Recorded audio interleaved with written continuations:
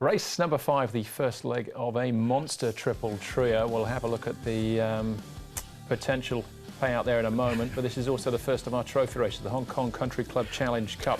1,200 metres, headed by Supreme Patrol, Class 4 for the first time for him. Gift of Lifeline, course and distance winner back in March. Generous Hearted, 2-time course and distance winner. He is second up. Smart of Youth on debut.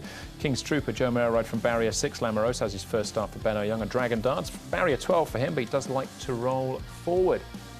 As far as the horses on the road are concerned, Thou Shalt Sing, Lamosa and Dragon Dance are horses that have been up at Chung Fa within the last month. Pace of the race should be solid. Smart of Youth certainly possesses some speed. Confucius Day rolled forward. We know Dragon Dance can lead 1400 at Sha 10.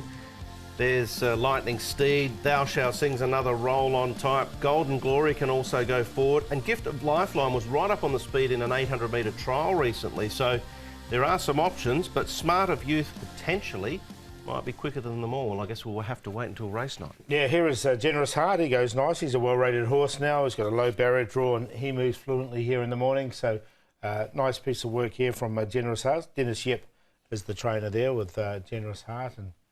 And King's Trooper, I thought I'd show him again. Look, his trial was really good, as we know, but he hasn't really turned it up on race day. He's been unlucky once at Happy Valley from his limited starts, but just a quiet piece of work from him.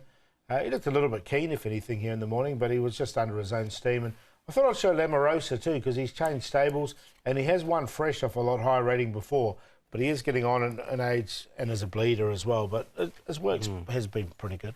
All right, okay. As I mentioned, this is the first leg of the TT, so 16.4 million going into the pot means an estimated dividend in the region of $28 million. It all starts here, and we'll start with Gift of Lifeline, the very consistent Gift of Lifeline, with Karastine. He's been running lots of good races since he won that one race at Happy Valley. He had two nice run last season with me, where I thought he was gonna go win the race, and seems to have some better horse came and got over him. So I'm actually excited to ride him again because he felt like he's a different horse this season. I've trialed him. I think physically he's got stronger. Looking at his most recent run as well, too, behind Magic Success, he looked a little erratic. Is he hard to keep straight? Yeah, like I said, as I said earlier on, he seems to be a much more stronger horse now. He's just a small horse, and I think he was just not strong enough in a finish all the time. So I'm really happy the way he felt in a trial. He felt good. So I think he's going back to the valley where he won before, nice and fresh, so he's ready again. And another 5-timer for you at Sha 10 on Saturday afternoon. Terrific day. Yeah, of course, it was a nice day. It's nice to get a day like this early in the season. Just get your confidence up, and let's just hope the support keep getting good support and just keeps the winners going. He's flying Karis, 7 winners for the season so far as we head into Wednesday night. We'll move on, though, to Smart of Youth, who makes his debut here. Niagara 4-year-old Danny Shum, Zach Burton. Yeah, out of an O'Reilly mare also. The trials and the pre-race before his debut have been solid. I guess we'll have to wait for Jenny's thoughts from the paddock and also just see how he handles the occasion, Paul. He's been a little bit slower in his trials, but then he's really mustered quickly and got to the front. So he's definitely got that acceleration.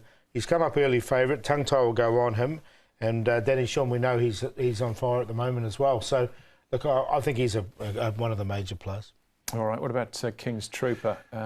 Much like Smart of Youth was supposed to run last Wednesday night, but this is the trial coming in. Well, we've seen this plenty of times from King's Trooper. We know there's an engine there. It's just whether or not it can be fully utilised and fully got at. And that all comes down to his demeanour, probably, really, doesn't it, and how he handles the occasion.